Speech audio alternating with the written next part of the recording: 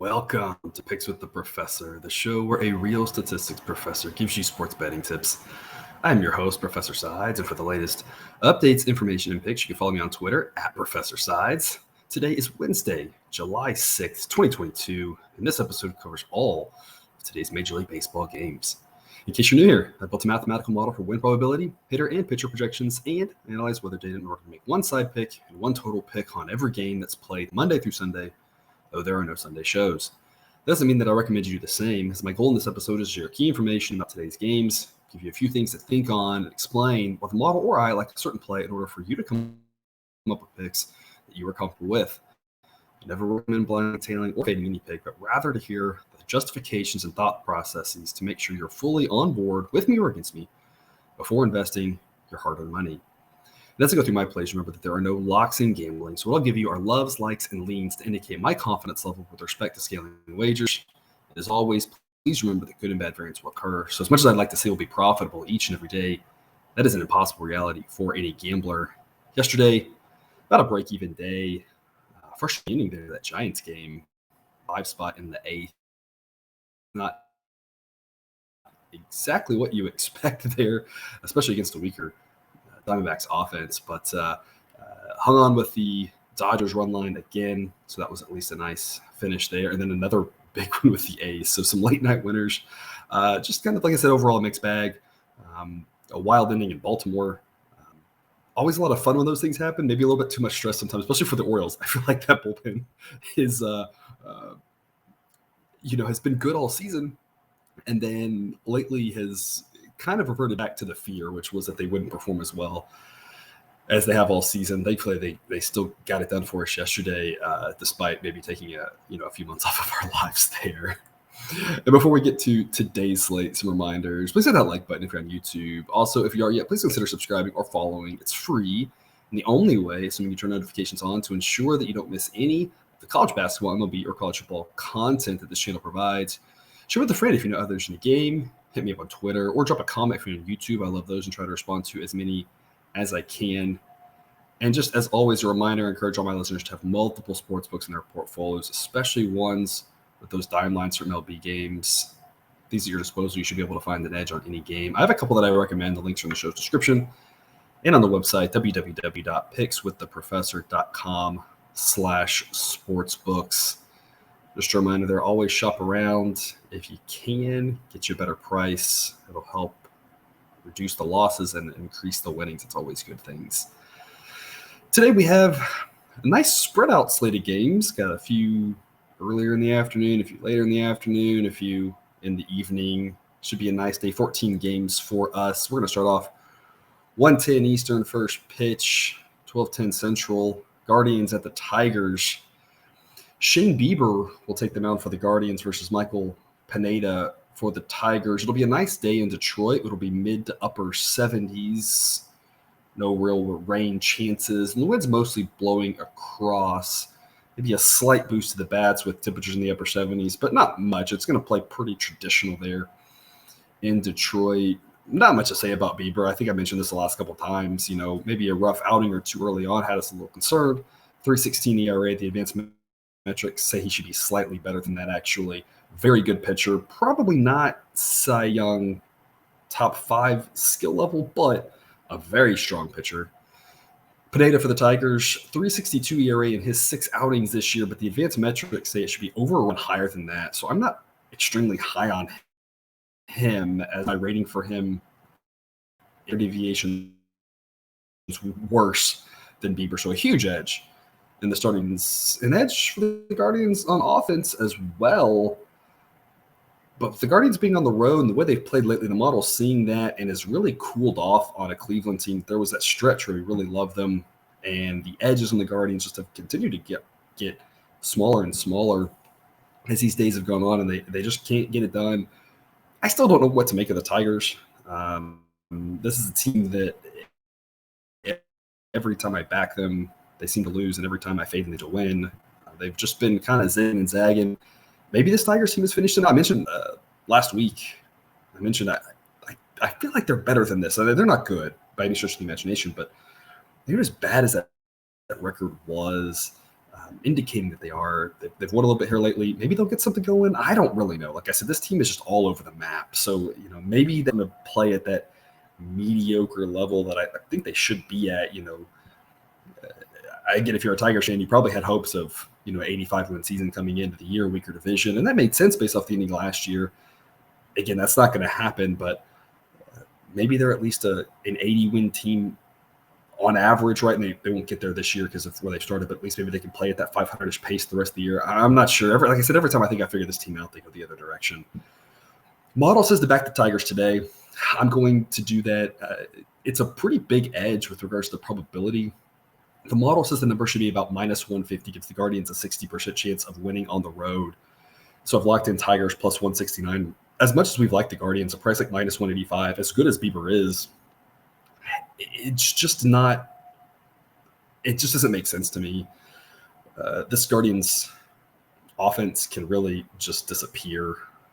So the Guardians probably win this game. Again, they're 60% likely to, according to the model.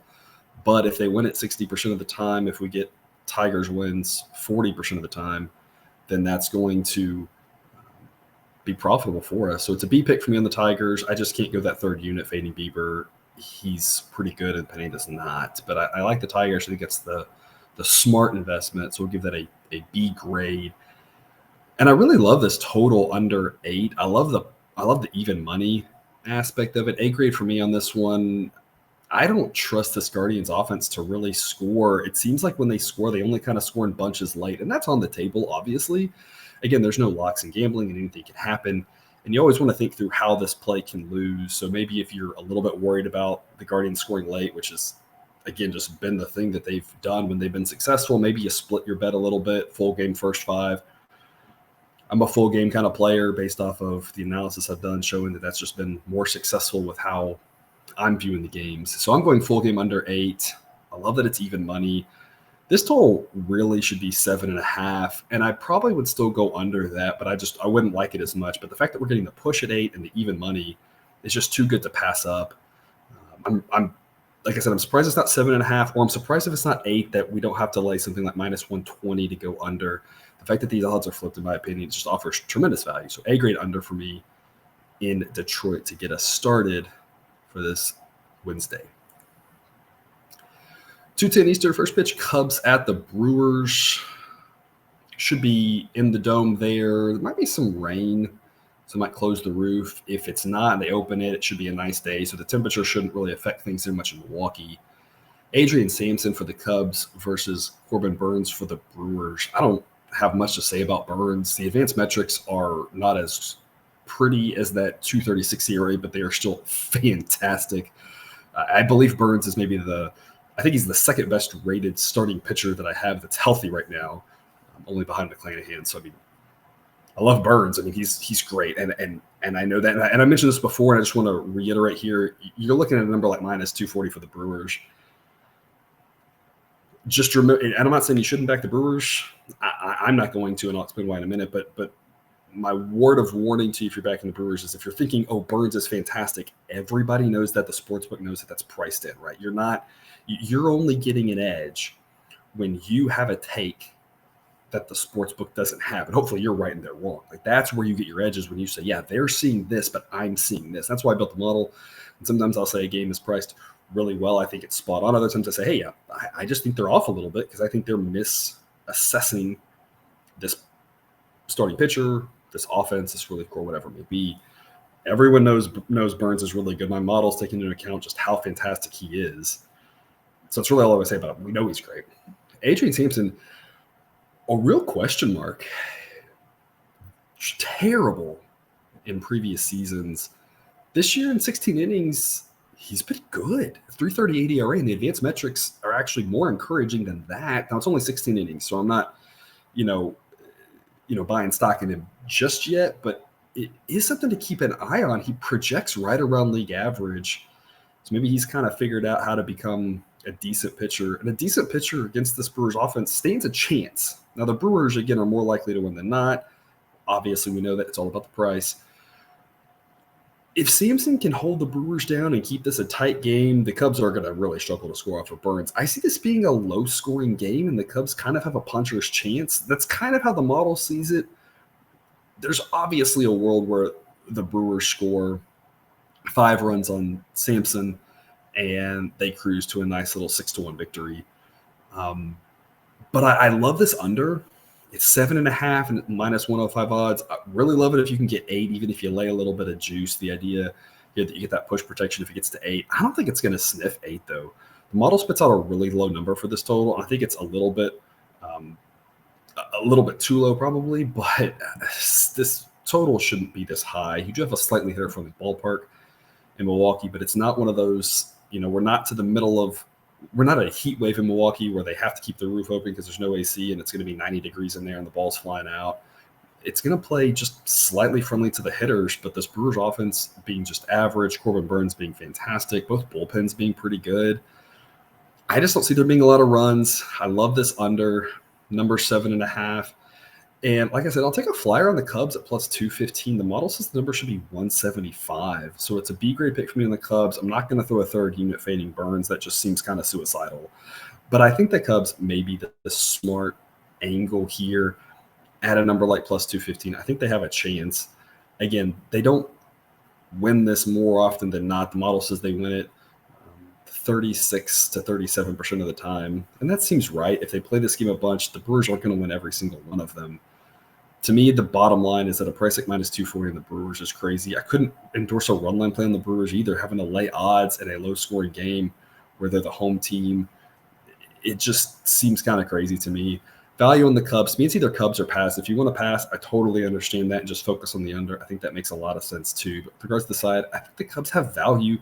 It kind of reminds me of maybe the A's these last couple of nights where it's like they're not good and they're playing a better team, but like there's just too much randomness in baseball to get carried away in a situation where the Brewers don't have a large – I think the main point I want to make is the Brewers don't have a large edge on offense. They don't really have an edge in the bullpen. They do at the back end with regards to if they're ahead versus if the Cubs are. If the Cubs are ahead, it's not over. If the Brewers are ahead, it probably is. I mean, that's a little bit of an edge. But, I mean, the only big edge they have here is with the starting pitcher, and that's a huge edge. Don't get me wrong, but it's like it's only so much of the game. If we're laying these type of numbers, like I'm always saying, I want lots of edges, lots of big edges, and I just don't see them this one. The Brewers are the better team, but just not by enough to be this sort of favorite. So to me, it's either Cubs or pass. I'll take him with a B grade, but I really love the under 7.5. 2:10 Eastern, first pitch, Twins at the White Sox. Doesn't look like there will be any rain today. Wind will be blowing 10 to 15 miles an hour. It will be blowing across to right field, so likely no real edge there. One of those that it could help a ball, it could hurt a ball, don't really know. So we're treating that as fairly neutral. Mid to low 70s, so a nice day in Chicago if you can get out to the ballpark. Should play fairly traditional there in that one. Joe Ryan versus Lance Lynn. Joe Ryan with that 3 ERA. I've been mentioning this, though. Underlying metrics say it should be about a run higher. Still projects to be good. I still think he's solid. I just don't think he's quite this good. And again, a guy who's a fly ball pitcher, I do expect some regression as the summer rolls along. That cold weather just really helped him out. And he plays in Minnesota, which helps that. I mean, obviously he'd rather go out to Oakland, but playing in a place with colder weather and a division with some more colder weather teams helps. But as the summer rolls along and he plays in some more weather games, I do expect him to struggle a little bit more in that ERA to creep definitely into the mid threes. Today, probably not what we're looking at, though. It's not really a day that the ball's going to fly. So if he's giving up some fly balls, 1 or 2 might get out, but they're not all going to get out. And so that at least is comforting for him that today's not that day, right? A pitcher like that, I feel like on a warm day, wind blowing out, you'd be in trouble. Those aren't the conditions today. So Joe Ryan, a solid pitcher, just probably not quite as good as that ERA. Lance Lynn in his 4 starts, 4.50 ERA. Advanced metrics say it should be almost a full run lower than that. I have Lance Lynn as the better pitcher. I feel pretty confident about that. I know their ERA is still a different story, but as I'm always saying, ERA isn't necessarily the best predictive measure going forward. Obviously, the results for Joe Ryan have been fantastic, and so far they've been a mixed bag for Lynn. But I think going forward, I feel fairly confident in saying that for the rest of the season, that the numbers that Lynn puts up, assuming he stays healthy, will be better than the numbers that Joe Ryan puts up. So I give the White Sox a slight edge with regards to starting pitchers. Bullpens, Neither one are great. Both rate out a little bit above average, but I'm not really confident in either bullpen. Both offenses are pretty good. This is kind of a coin tossy type game. I'll take a flyer on the White Sox at minus 108. The model says White Sox minus 109. I'm a little surprised it says White Sox minus 109. I kind of feel like it should be a little bit higher than that. That's why I'm on the White Sox at minus 108. I feel like maybe the number should be more like White Sox minus 115. I just wonder at some point in the model is pulling back on, given the way these two games have gone, the White Sox have played, and I want to say downward spiral, but maybe downward spiral the White Sox are on. The model's kind of pulling back and saying this ain't looking good for them. And so it's not going to overreact, but it is going to react. And so if you ignore the way the White Sox have been playing and the fact that Tony La Russa still has a job for some reason, if you kind of just ignore that and just look at the talent on the field, this number should be higher for the White Sox, but you can't ignore the situation there in Chicago. And so it's a situation where I'm on the White Sox, but I'm very tentative about it. It's kind of that they should be better than this, but they also aren't. So I don't really know what to do with that. So just a lean for me on the White Sox. I like this under at 8.5. I like the even money. Both pitchers are good enough, I think, to keep these offenses in check on a nice day. If it was a warmer day, I'd be a little bit more concerned about some extra home runs. But as it is, I think we can stay under this number of 8.5 to be grade for me at even money. To our favorite team of the week, the Athletics. They'll get the Blue Jays again here in a day game, 3:35 Eastern. First pitch. That'll be a 12:35 local start. I would say that might be some late arriving fans or never arriving fans in Oakland. It'll be a nice day if you live out that way and want to go catch some day baseball. About 70 degrees pretty much all day. The wind's be blowing out the whole game at about 10 miles an hour. Usually the way that park standardly plays, this is pretty consistent. You're going to have more runs in a day game than a night game. In a night game, you're pretty standard. Going to be about 5 degrees colder to start, about 10 by the end of the game, and the breeze blowing out, maybe a little bit less strong and kind of dying down as the night goes on. Pretty standard night there in Oakland.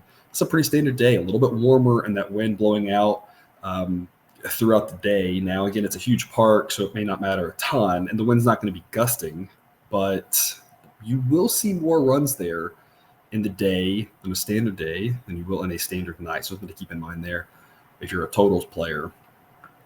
Might see some runs with these pitchers, Jose Berrios and James Capriella. And Berrios with a 5.72 ERA. We've talked about him a lot, just an atrocious season. He's not that bad. His advanced metrics say it should be about a run lower, but that's also not good. And at this point, he projects to be average, but that's just getting worse and worse. I feel like a couple of weeks ago, we were talking about how he's projecting as barely above average, and now it's down to average. I mean, if he keeps going like this, he'll be pretty below average soon. It's a bad year. You never know if that's going to continue or if he's going to turn it around and at least pitch a little bit better, but it's somewhere between good and somewhere it should be between average and not good for Berrios, which is not comforting for a Blue Jays team that's really hurting with regards to starting pitching, as good as the offense is. Capriella, another pitcher I don't like, a 5.43 ERA, which is very bad for pitching half of his games more or less in Oakland.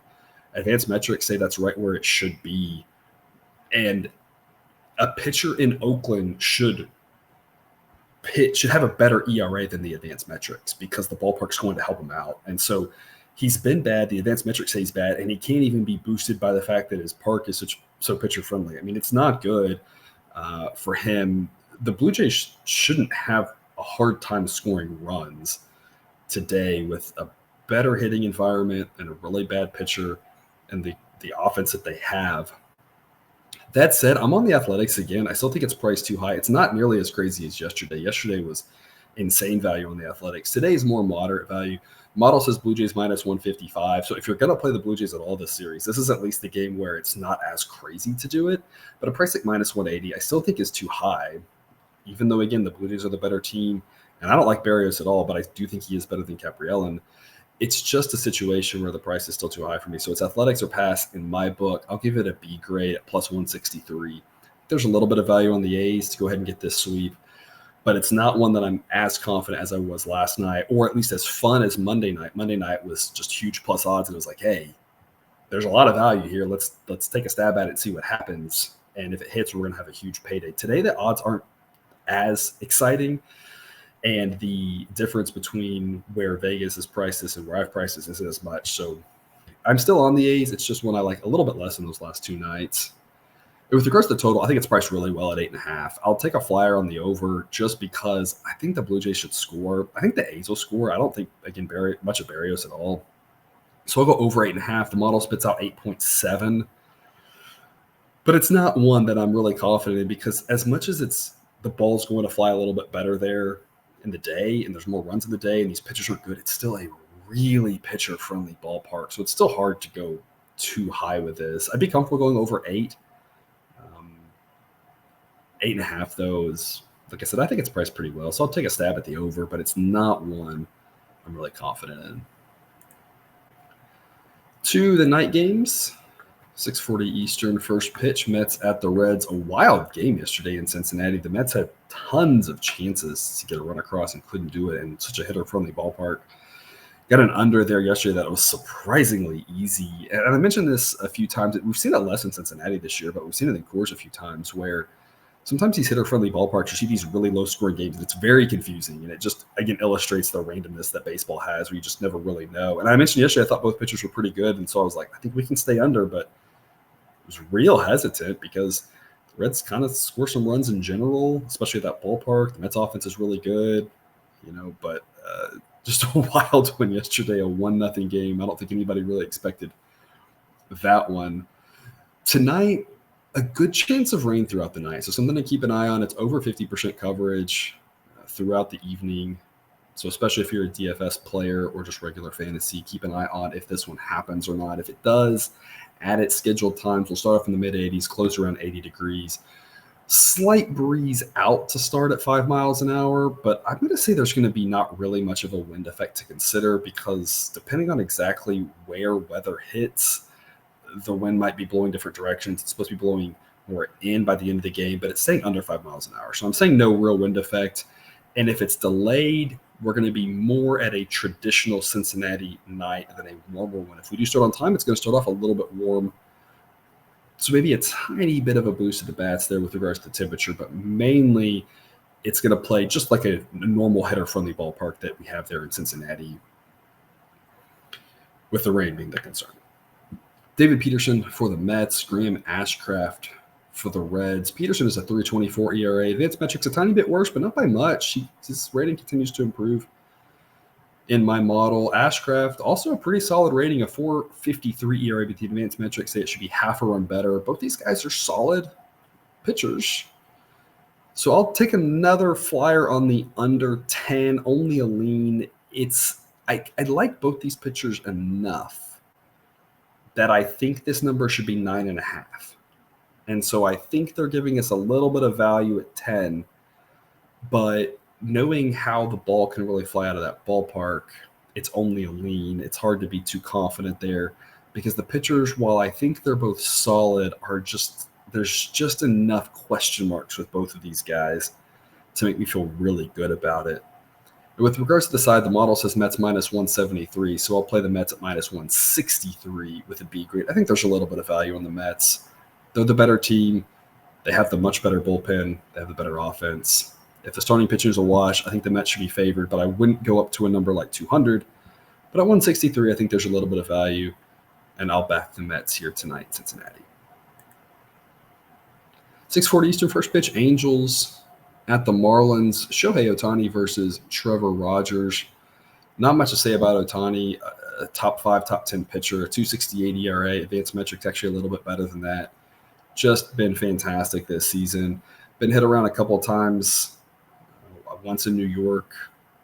But, I mean, other than the couple of times he's gotten hit, most of his starts have just been gems.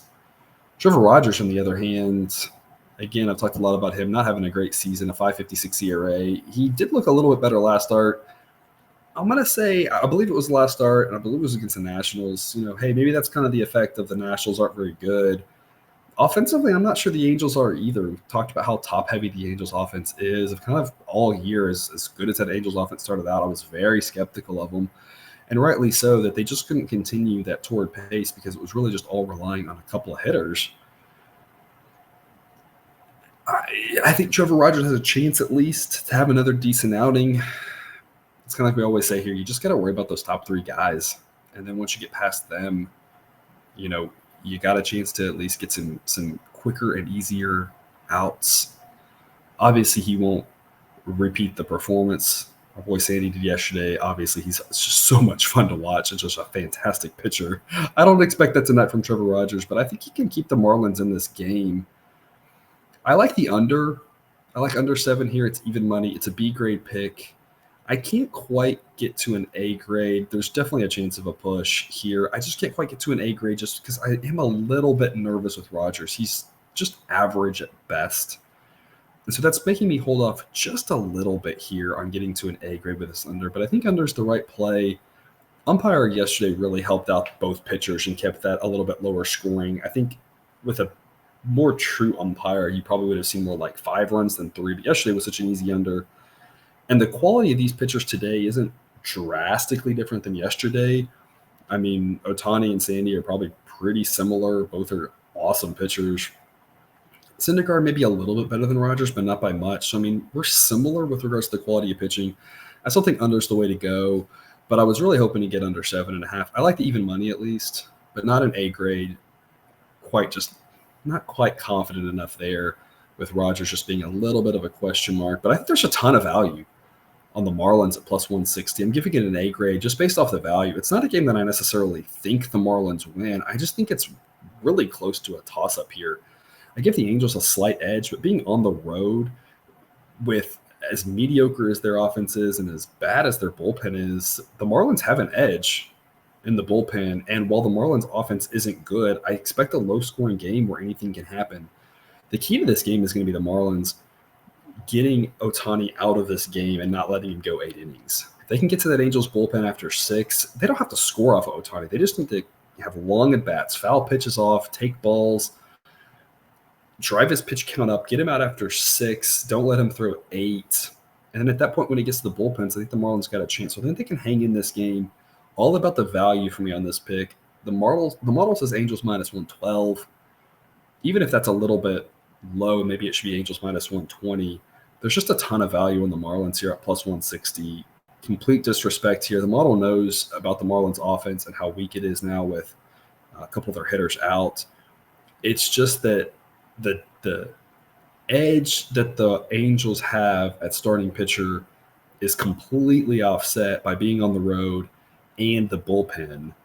And then you give the Angels a little bit of edge for the offense, but coming up with a number like minus 174 for the Angels, I just don't know how you do it. To me, it feels like blind money backing Ohtani and just saying Ohtani's great. It's like, yeah, he is, but he's not going to – the Angels aren't going to win 35 of his starts. As much as you might enjoy that as an Angels fan, that's not the way it's going to go. He's going to lose sometime. I don't know if it's tonight. I just think it's worth the investment to fade him. I think he's fantastic. I just think the Marlins got a chance, and there's so much value at plus 160, in my opinion. 7:05 Eastern first pitch, Nats at the Phillies. Got an easy one with the Phillies yesterday. That was a lot of fun. Tonight, they'll throw Aaron Nola out there, who's obviously been fantastic. A 3.13 ERA, but advanced metrics better than that. They'll face Josiah Gray, who is continuing to look a little bit better. His ERA is at 4.22. The advanced metrics, though, lag behind that. At this point, I'm giving him about an average rating. Maybe he's a little bit better than that as a young guy who's getting better. But I still think there's a pretty large edge here with regards to the starting pitcher for the Phillies. Weather-wise, we're going to be in the upper 80s to start, low 80s to close. No real rain to speak of. And the wind's blowing in, but only at about 5 miles an hour throughout the night. Model says Phillies minus 226. I'll take the Phillies minus 215 with a B grade. I think the Phillies are the side you want to be on. I think in general, we mostly want to be fading this Nats team. At this point, the price is starting to get out there a little bit high, though. We're kind of where we want to be here. The massive edge that the Phillies have pitching will continue all game.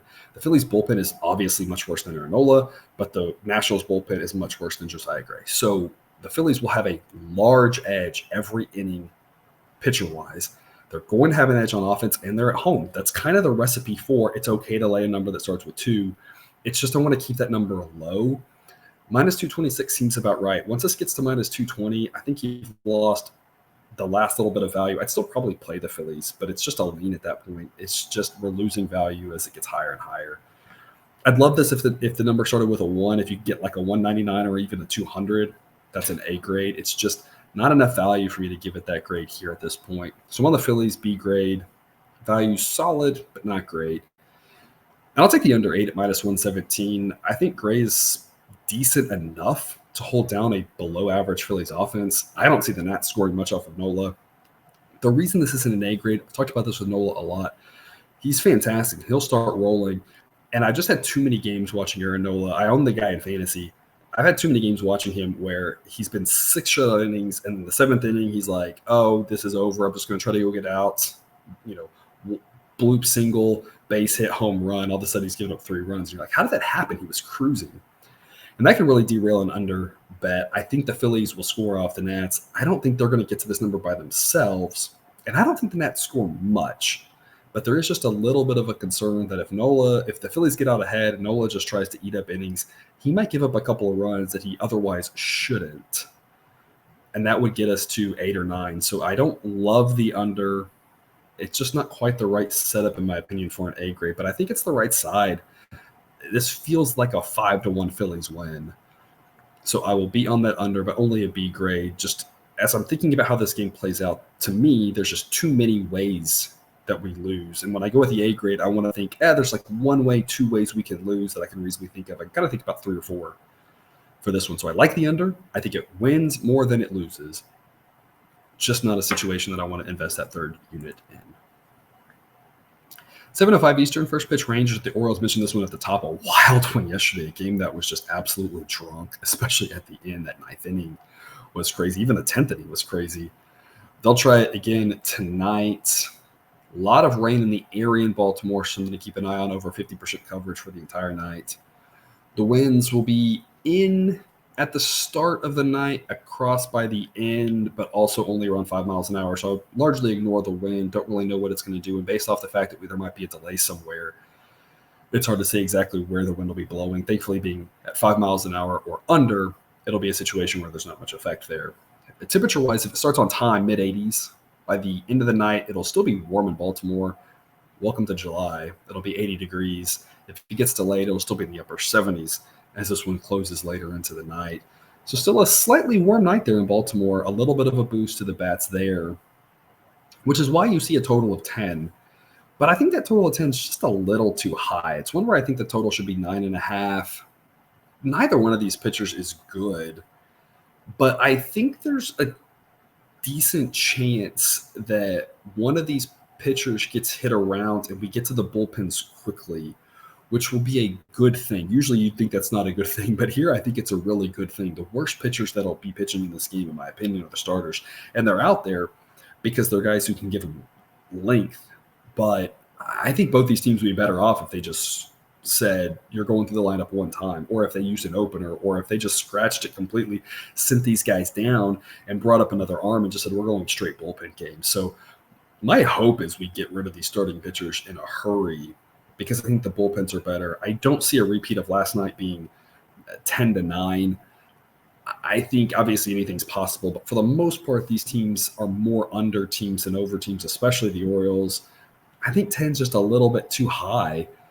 Again, a boost to the bats on a little bit warmer for night and bad starting pitchers, but the bullpens are being average, the Orioles offense being below average, the Rangers offense being average.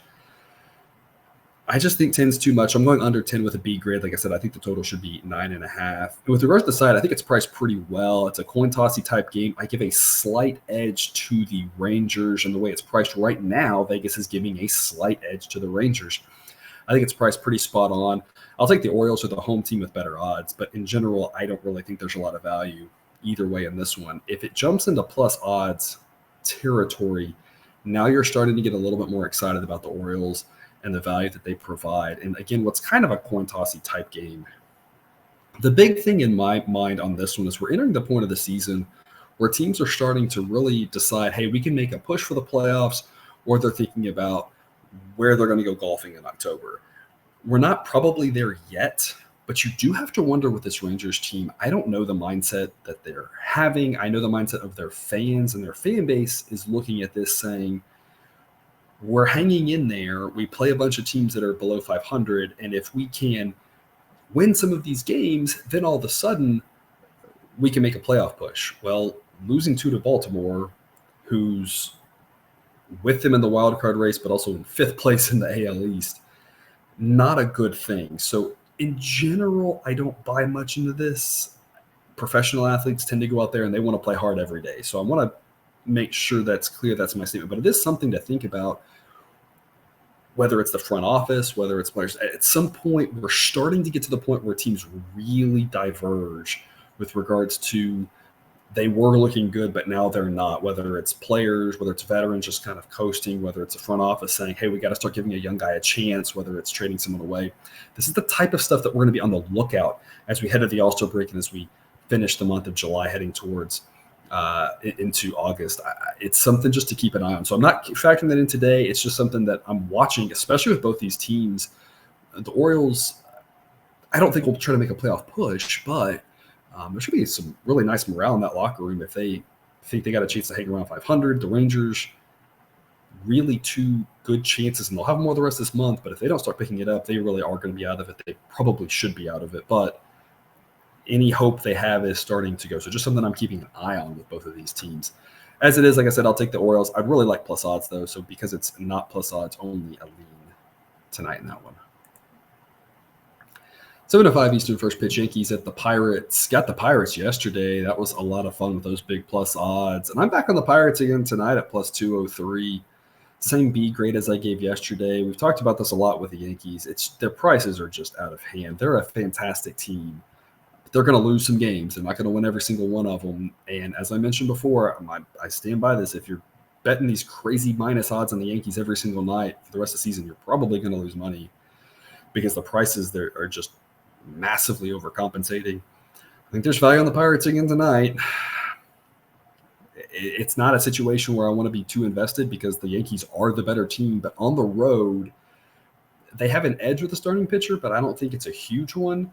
They obviously do have an edge everywhere else, but on the road, it's a situation where laying a number that starts with a 2 is just, it's not quite the right spot, in my opinion, to do it with the Yankees. Again, I'm looking for Yankees value because when we found that it's been fantastic, it's just tonight's not that night. To me, it's Pirates or pass. I'll take the Pirates at plus 203 with a B pick. I mentioned the starting pitchers. Severino is obviously really good. 3.35 ERA, advanced metrics line up right with that. But Keller's about a run better than his ERA according to the advanced metrics and rates out as average. And I think he's trending in the right direction on the whole. Maybe not every individual start, but I think Keller's solid enough that I just don't think the Yankees have a big enough starting pitcher edge to justify this number, a number like minus 225. Just way too much for me. A number that starts with a 2 for the Pirates offers pretty good value. Again, just like some of these other dogs, it's not that I think they win. It's that they win enough times that when they do and we're surprised by the win, it's a huge boom to the bank account. So I'll be on the Pirates again tonight. Total is 9, and I'll go under 9. It's minus 118, which I don't really love. If the odds were minus 105 or even money, you could probably get me to an A grade on this one, but only a B grade because we are paying a premium to get that push protection. And that affects the way that I see it personally. Weather-wise, it won't be overly warm in Pittsburgh. We're going to start off around 80 degrees. It'll cool down as the night goes on. And there's some possibility of rain early in the night, which means the game might be delayed. And that way we'll have more of the game happening in cooler weather. So that could also help the under, because if we play more of it in colder weather, that's obviously going to mean the ball doesn't carry as well. There's no wind to speak of. The Pirates offense is surprisingly not horrible at this point, but it's not good. The Yankees offense is very good. I think Keller can hold them in check. The question is going to be the Pirates bullpen. Not that I think Keller's going to shut out the Yankees for 7 innings, but I think a reasonable, 6 innings and 2 runs for Keller isn't crazy. 6 innings and 3 runs, right? I mean, he's going to give up some runs, but I think he can get 5 or 6 innings, and I think he gives up maybe 2-3 runs, maybe 4, but I don't think he's going to be the reason that we lose this under if we do. The Pirates offense, I never really trust to score runs. I see this being a 3-2 type game somewhere in the 5th or 6th inning. And at that point, it's just The Yankees bullpen solid, and it's just hold on and hope we can get this under. I think under's the right side. I love the push protection at 9. I just don't love the odds.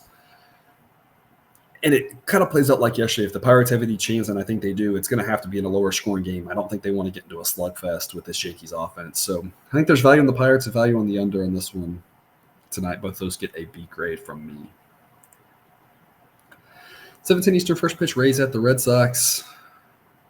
Nice night in Boston, around 80 degrees to start, cooling off into the low 70s by the end. Winds blowing in, but only around 5 miles an hour. No rain in the forecast. Corey Kluber versus Brian Bello. Kluber, the 3.91 ERA, advanced metrics line up pretty much with that. Slightly above average pitcher. The model might be underestimating him still a tiny bit, so that's something to keep in mind. That the projection is about a half a run higher than the advanced metrics for the season, so it's one that I kind of have my eye on at this point. The projection and the advanced metrics usually line up pretty close. But his being off by still half a run makes me think the model might be underestimating Kluber just a little bit, so he might be a little better than that 98 rating that I give him. Bello, on the other hand, one of the top prospects in baseball, coming in without having thrown a major league inning with a 91 rating. I mean, who knows exactly how deep he's going to be able to go, but kid's pretty dang good for Boston. That's why they're favored, despite, again, he's never thrown a pitch in the big leagues. Model says the price is pretty accurate, though. Model says minus 128 for the Red Sox. I'm seeing minus 131. I'll take a flyer on the Rays at plus 120. I'll make the kid prove it. And again, I think the model might be underrating Kluber a little bit. So I'll take the Rays, but there's just not a lot of value in this number on either side at this price, in my opinion. If you could get something like plus 130 on the Rays, now we're talking about being a little bit more excited about it. Or if the Red Sox price drops into the low minus 120s, maybe that's a little bit better of a deal. At this point, like I said, it's priced pretty well. I'll take a flyer on the Rays and, again, make the kid prove it and back Kluber, who I think is a little bit undervalued by the model. And because, again, I think he's undervalued by the model, I'll be on the under 9 at even money with a B-grade pick. The under didn't work out yesterday for us, but I'm not going to be deterred by one game. In general, the offenses are above average but can disappear. The bullpens are below average. That's really my biggest fear here. I think both starters will be okay. I want to get them deep because I want to eliminate too many bullpen innings here. Is a pitcher, a hitter-friendly park, but I like the fact that we've got even money. I like the push protection on 9. I think this total should be 8.5. So I think there's some good value here on the under 9. Can't give it an A grade because that park with these bullpens and a rookie pitcher is, again, just too many things could make us lose this one. And so, again, anytime I make a pick, I think it's more likely that it wins than it loses. But we have to understand, even the best picks in these sort of minus 110-ish markets, even the best picks are still going to lose 40+% of the time. So we have to think about that. There's just too many ways this one can lose, in my opinion, to get an A grade. So I like the under 9, even money B grade for me there in Boston. 7:20 Eastern, first pitch, Cardinals at the Braves. Cardinals really let us down last night, but I'm going to be back on them tonight at plus 160. It's an A-grade pick. I think there's a ton of value here on the Cardinals. I love Max Fried. He's fantastic, a 75 rating in my system. I've talked every time he comes up, I'm like, I don't know what to say other than he's great. 2.66 ERA, advanced metrics line up exactly with that. He is fantastic, full stop. Braves bullpen is really good, but as much as the Cardinals weren't able to get done for us last night, these two bullpens are fairly similar. They're both pretty good. The Cardinals offense I still rate as better than the Braves offense. And Miles Michaelis is no slouch in himself either, a 2.61 ERA, and I don't think he's that good. Advanced metrics are a full run higher than that, but a 3.60, 3.70 ERA would still be a great season. His rating isn't bad. The edge that the Braves have in the starting pitcher department just is not enough to justify this price, especially given that's the only area that the Braves have an edge in. The Braves are home, but given the fact that the Cardinals have a better offense and these bullpens are mostly awash with Jansen out, I just don't understand this price. Minus 174 for the Braves is insane. If you told me the game was only going to last as long as the starting pitchers threw and the bullpens wouldn't be involved, I still think it's a little bit high, but at least makes sense. But Fried's probably not going to go 9 innings. And again, even if he does, it's not like Michaelis and the Cardinals bullpen is that much worse. This number makes no sense to me. I've got Braves minus 132. I could see minus 140 maybe. but a price like minus 175 is crazy. It's Cardinals or pass, in my opinion. The avoiding playing overpriced favorites and just passing, never a bad idea. And you're going to look back and you're going to say more than half of those favorites won. But the question you have to ask yourself, and if you're doubting it, track it over time and see how it goes for you. When we talk about these overpriced favorites, they're going to win more than half the time. And so half the time you're missing out on a payday. But when you miss out on that payday, you lose a whole lot more than you make. And so that's the thing, is it's not about if it wins half the time. It's does it win enough of the time to make it profitable. I don't think the Braves are a profitable investment here. I've got an A-grade pick on the Cardinals at plus 160. I love the value. It's not so much that I think the Cardinals win, but it lines up pretty similar to that A's game last night. A little different with regards to last night was neither pitcher was good. This one, it's both pitchers are good, but it's one of those where these two teams are a lot closer than these odds indicate. So I just want that extra unit on it in case the underdog gets the win, which is very much on the table. I want that extra unit there. With regards to the total, I think 8.5 is too high. I know that we have a hitter-friendly ballpark. It'll be a warm night. We'll be starting off in the upper 80s and closing in the low 80s, and there is some potential rain, but there's no wind to speak of. If there is rain and we delay it, that's just going to help us out even more. And again, I really like both pitchers. I like both bullpens. This Braves offense can get going, but on aggregate is just basically average, maybe a little bit above.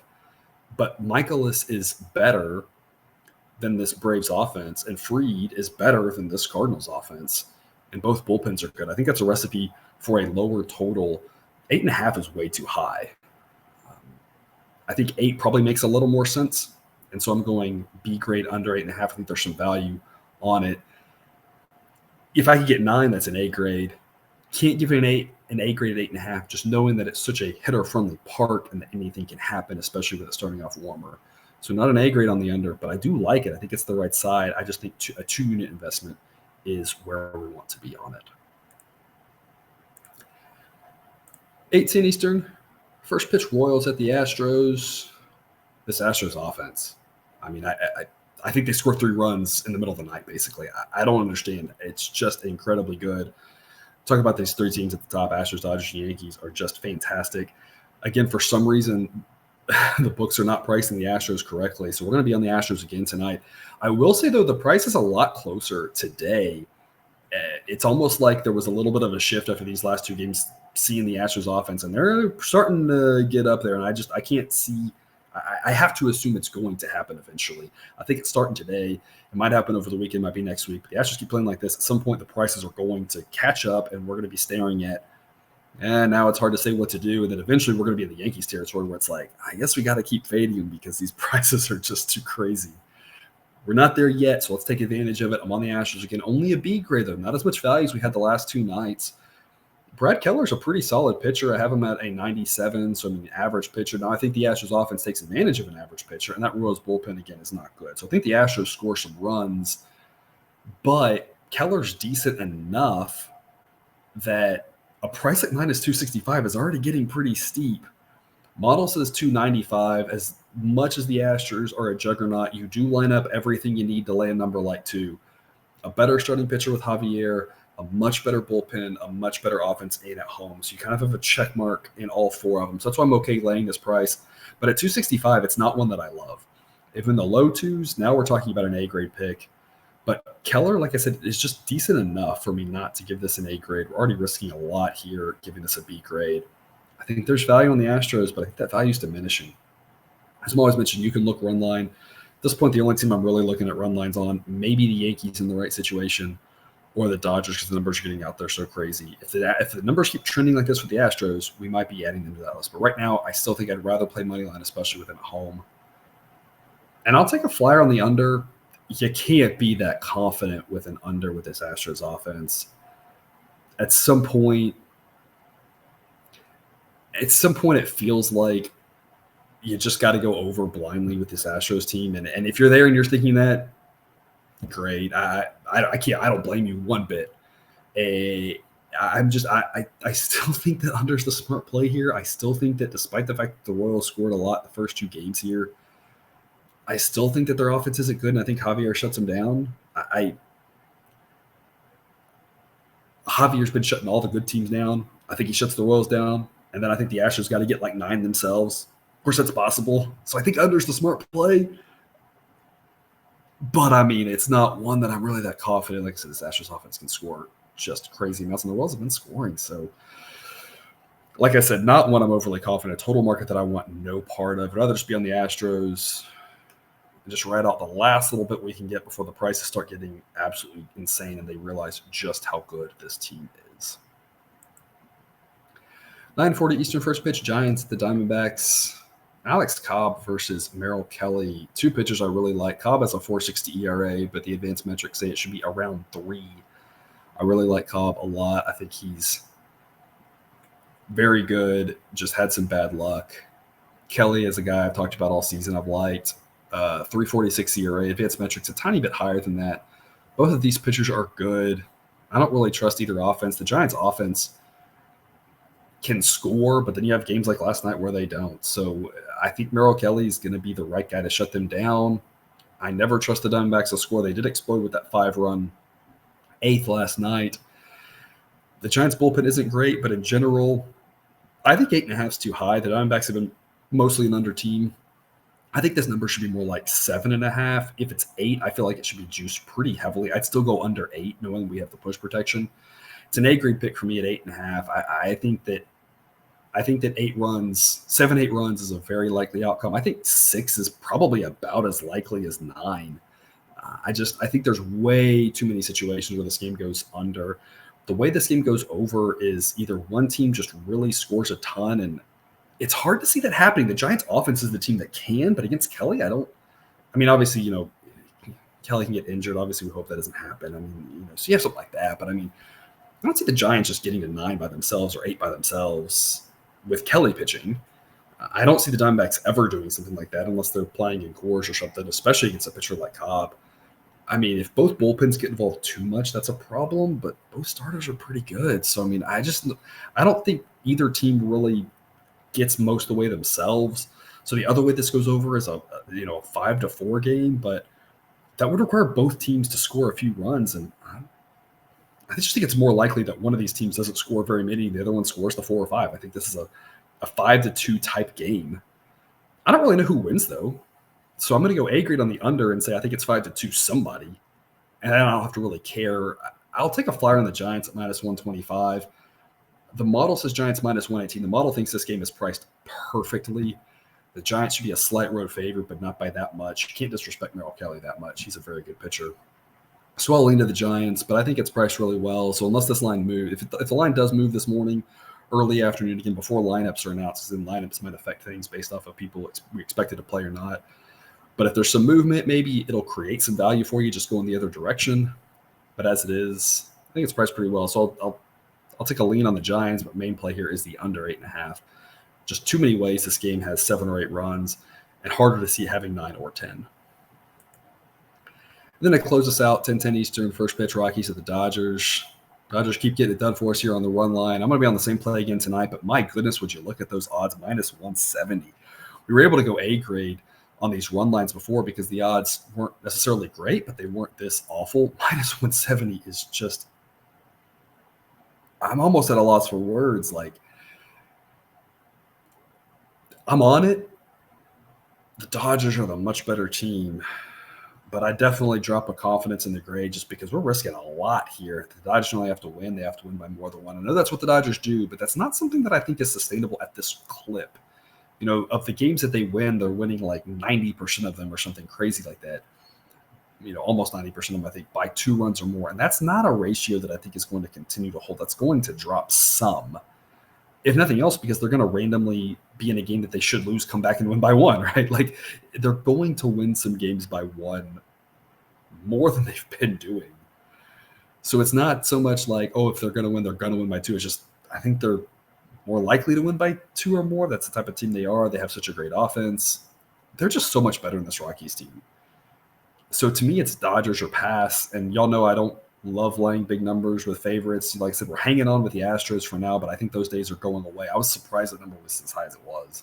I think those days are going away, and I don't love doing it here with the Dodgers, but I can't back this Rockies team. I just don't see them being competitive in this game. Mitch White is very average, but that's a whole lot better than what the Rockies would be throwing with Jose Urena. This Dodgers offense is just unbelievably good. This Rockies offense, especially its righties, is unbelievably bad. The Rockies bullpen's bad. The Dodgers bullpen's great. Model says Dodgers minus 343.